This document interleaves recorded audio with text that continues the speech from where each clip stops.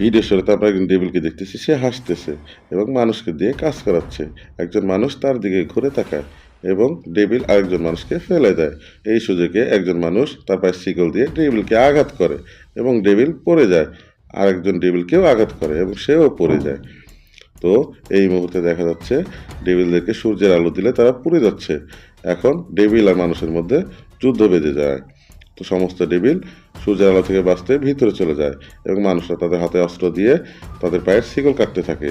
এখন দেখা যাচ্ছে সমস্ত ডেভিল তাদের দলবল নিয়ে আসতেছে যুদ্ধ করার জন্য। এই মুহূর্তে একজন নারীকে দেখা যাচ্ছে শিকল কেটে দৌড়ে পালিয়ে যাচ্ছে, কিন্তু পিছন থেকে তাকে আঘাত করলে সে পরে ওখানেই মারা যায়।